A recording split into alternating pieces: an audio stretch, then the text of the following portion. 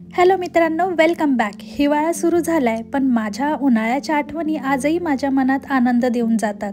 आणि इथे कॅनडामध्ये उन्हाळा सुरू होताच आमच्या सगळ्यांच्या मनात एकच उत्साह येतो, ते म्हणजे आपलं छोटंसं व्हेजिटेबल गार्डन असावं. आणि मग सुरू होते आमची वार्षिक यात्रा होम डिपोला. इथे येताच सुंदर सुंदर रोपे बघून कुठली घ्यावी हेच कळत नाही.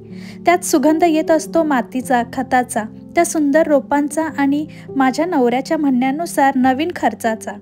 मी मात्र उत्साहाने टोमॅटो, मिरची, वांगी, झुकिनी जे दिसेल ते कार्टमध्ये टाकायचा प्रयत्न करत असते. एवढंच नव्हे, रोपांची खरेदी झाल्यावर घरी येताच सगळ्यात आधी काम सुरू होतं ते म्हणजे व्हेजिटेबल गार्डन बेड बनवण्याचं. त्यासाठी मस्तपैकी माती मोकळी करायची, खत घातलं आणि मग एक एक करून सगळी रोपे लावली. हे सर्व करत असताना आमच्या चिमुकल्या आरवने अतिशय मजा केली बरं का. त्याच्या आनंद आणि उत्साहाने आमच्या आठवणी लहानपणीच्या जागा झाल्या.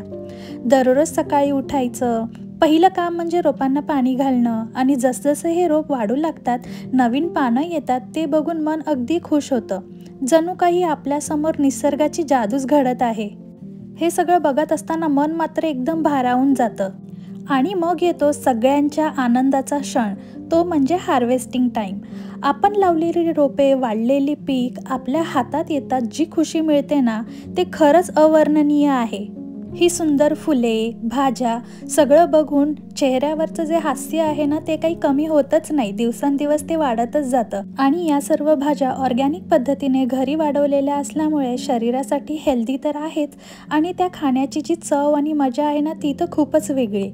कधी कधी असं वाटतं की हा उन्हाळा जाऊच नये, असाच राहावा, जेणेकरून ह्या सगळ्या फ्रेश भाज्या आपल्या मस्त व्हेजिटेबल गार्डनमध्ये उगवून आपल्याला वर्षभर खाता येतील.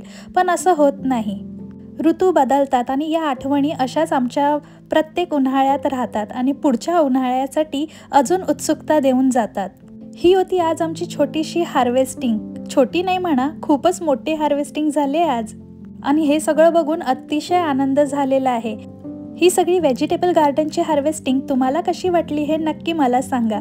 आणि व्हिडिओला लाईक, शेअर आणि सबस्क्राईब नक्की करा. बाय.